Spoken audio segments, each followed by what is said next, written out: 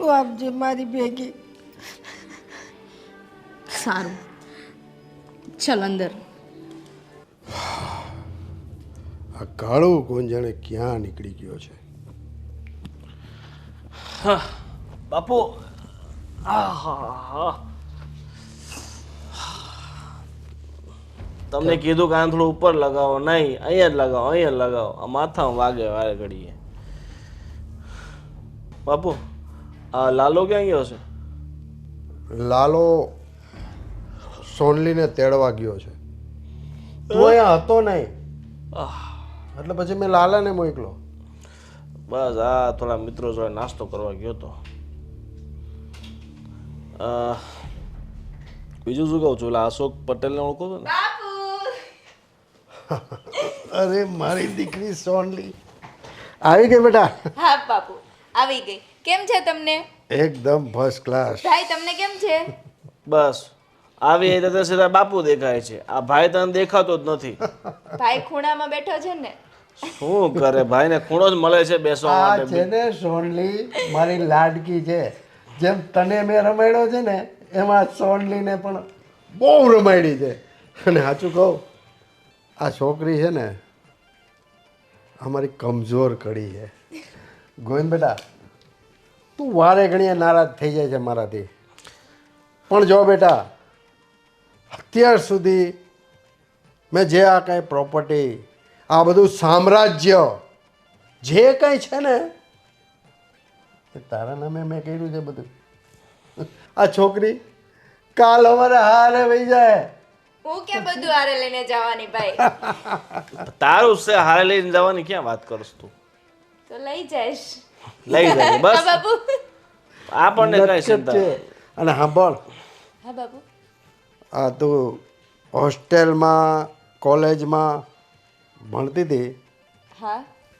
તો તને ત્યાં કોઈ હેરાન તો નહોતું કરતું ને? અરે બાપુ તમારા જેવા અમારા બાપુ હોય તો મને કોણ હેરાન કરવાનું? અને આ મારો ભાઈ ફોન કરું ત્યાં પહોંચી જાય. અરે હેરાન કરવાની વાત તો અલગ, મારી સામે કોઈ નજર ઉઠાવીને પણ નહોતું જોતું. બાપુ એને કોઈ હેરાન કરે ને તો પછી એને યમરાજ હેરાન કરશે. સમજ્યા? અને સાંભળ સોનલી, હું જે પૈસા મોકલતો હતો પૈસા પૂરા તો થઈ જતા હતા ને હા કે બાપુ. બચાવતી હતી? હવે તમને મારી ખબર તો છે, એટલા બધા તો મેં વાપરા નહીં હોય. આ સોરી આવી રહી ગોવિંદા, આપણે એને વાપરવા પૈસા આપી છીએ, એ બસાવે છે. હવે એમાં શું છે કે આનો જીવ છે ને મમ્મી જેવો છે, ટૂંકો હાવ.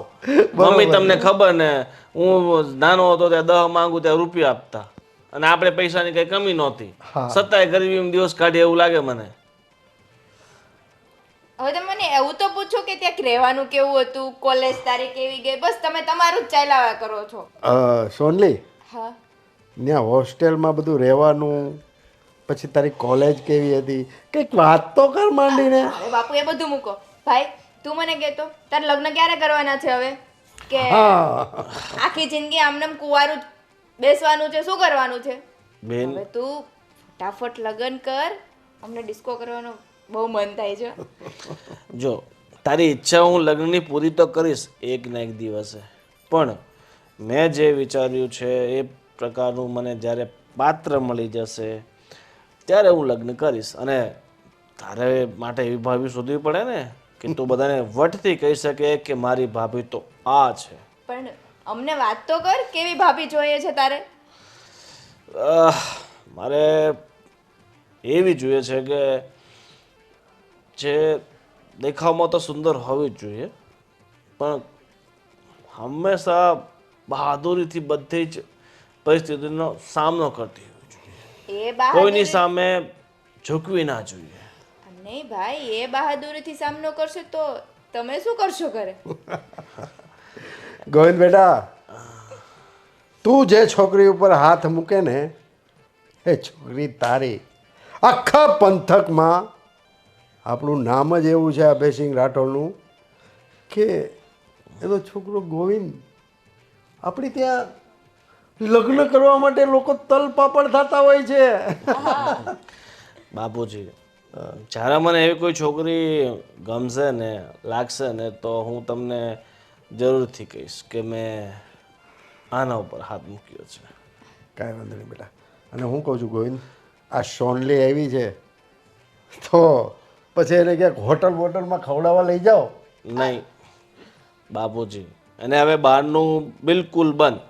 હવે જેટલા દિવસ અહીંયા રહેશે ને તો દેશી ઘી, ગોળ, દૂધ એ બધું ખાઈને એકદમ હટ્ટા-કટ્ટા થવાનું છે. આ શહેરમાં જો બહારનું ખાઈ ખાઈને કેવી થઈ ગઈ છે, હા હૂંક લકડી થઈ ગઈ છે. હું કઈ કાંટા જેવી થઈ ગઈ. હા આ ભાઈની વાત સાચી છે બાપુ.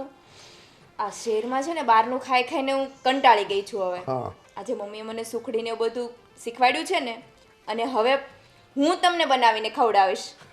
શાબાશ મારો દીકરો. એટલે આ ગોવિંદ, આ તારી બા ગયા પછી આપણે કેટલા ટાઈમથી સુખડી ખાધી જ નથી.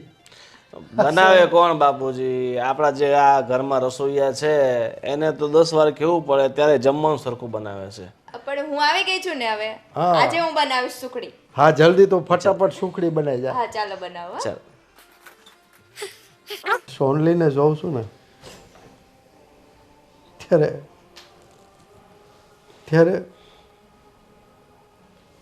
હું થોડો નમાલો થઈ જાઉં છું. કારણ કે આખરે હું પણ દીકરીનો બાપ છું. બાપુજી, તમે સોનલીની ચિંતા મૂકી દો. એના માટે આપણે એવો છોકરો શોધશું ને કે જિંદગીભર એને સાચવશે, અને પૈસે ટકે ભલે નબળો હોય પણ એને સાચવતો હોય ને બસ. અને હંમેશા એને સાચી રીતે સાચવે, સાચી રીતે પ્રેમ કરે, એને કાંઈ ખૂટવા ન દે. પૈસે ટકે તો જોઈએ તો આપણે એને મદદ કરી દઈશું, બરાબર ને? પણ આપણી સોનકીને સાચવતો હોવો જોઈએ. ઠીક છે બેટા. અને લાલિયા, આ તું સોનલીને તેડવા ગયો તો ને ઓલો રમલો મળ્યો તો તને? એક પાર્સલ આવવાનું હતું. પાર્સલ તો કાપ્યું છે, નાનું એવું પાર્સલ છે, ગાડીમાં પડ્યું છે. જા લઈ આવજા. લઈ આવજા. હાલો.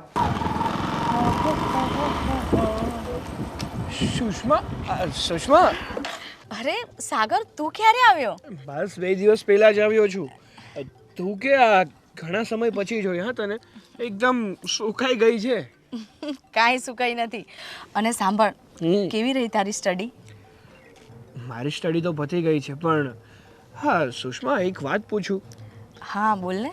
તું તો આપણા કોલેજની બ્રિલિયન્ટ સ્ટુડન્ટ હતી, તો તું તારું સ્ટડી છોડીને અહીંયા કેમ પાછી આવતી રહી? સાચું કહું ને તો પપ્પા ઓફ થઈ ગયા પછી મારી પાસે બીજો કોઈ રસ્તો પણ નહોતો. હવે ઘરનું આખું બર્ડન મારી પર આવી ગયું. મમ્મીને સાચવું કે પછી ઘર સાચવું કે પછી મારું સ્ટડી હું પૂરું કરું, એટલે મેં છોડી દીધું. એ વાત પણ છે. અને હા, તારા મમ્મી શું કરે છે? તબિયત તો સારી છે ને એમની? બસ મમ્મીની તબિયત એકદમ સારી છે. ક્યારેક ક્યારેક છે ને મમ્મી તને બહુ યાદ કરે. હા હવે આવ્યો છે ને તો આવજે મમ્મીને મળવા ઘરે. અરે ચોક્કસ, અહીંયા આવ્યો છું ને તો મળીને જ જઈશ. હા. હવે તું ક્યાં જતી હતી? અરે હું અહીંયા આગળ માર્કેટ પર પેલી શોપ છે ને, હું ત્યાં જતી હતી. થોડું કામ છે મારે. હા તે કંઈ નહીં, તો હું મૂકી જાઉં ને તને? અરે ના, ઇટ્સ ઓકે, હું જતી રહીશ. અરે શું પ્રોબ્લેમ છે? મારી સાથે આવતા શરમ લાગશે કે પછી સંકોચ થશે? ના, એવી કોઈ જ શરમ નહીં લાગે. પણ આ તો એમ કે તારો ટાઈમ બગાડીને હું તને ક્યાં લઈ જાઉં? અરે શું વાત કરે છે? ટાઈમ બગાડીને? સ્કૂલમાં અને કોલેજમાં સાથે ભણતી ત્યારે મારો ટાઈમ બગાડતી ત્યારે કંઈ નહીં, અને અત્યારે તું મારો ટાઈમ બગાડીશ એમ? બધું યાદ છે તને. આ તો યાદ જ હોય ને. તું અને તારી વાતો હું પહેલા પણ નહોતો ભૂલી શક્યો ને અત્યારે પણ નથી ભૂલ્યો. સારું, ચાલ. માની જતી હોય તો આરામથી, પણ નહીં.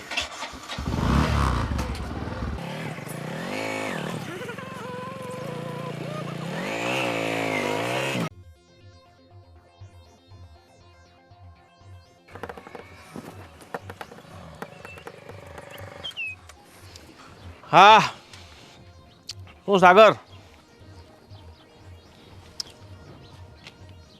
આવી ગયા એમ ને? હા આવી ગયો. અને આવતાની સાથે જ તે તારી ઓકાત દેખાડી દીધી એમ ને? એટલે કહેવા શું માંગે છે? જે કહેવું હોય ને એ ચોખ્ખે ચોખ્ખું કહી દે. મારી પાસે ખોટો ટાઈમ નથી. વાહ, લાગે છે શહેરમાં જઈને તારી પાસે સમયની કમી થઈ ગઈ છે.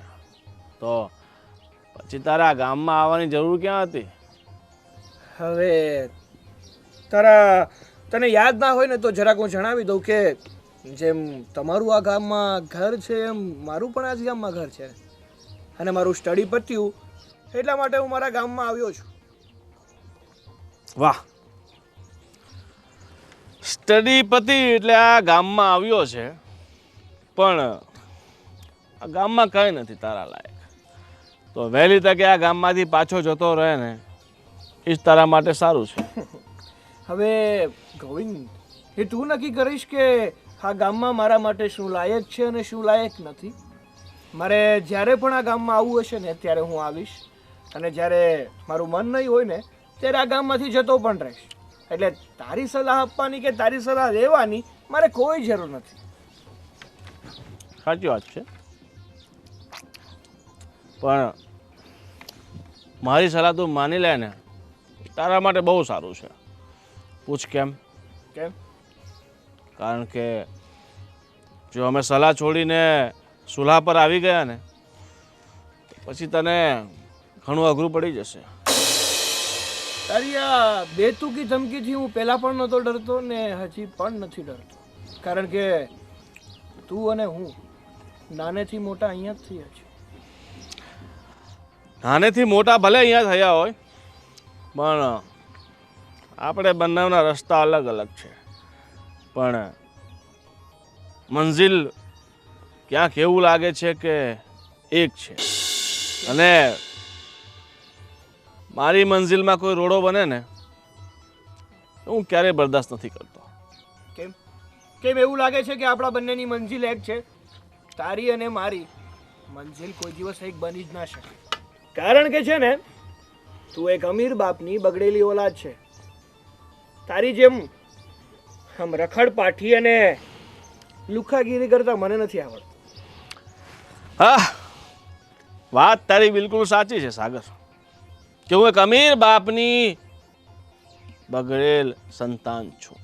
પણ તને ખબર છે ને, આ બગડેલ સંતાન કાંઈ પણ કરી શકે.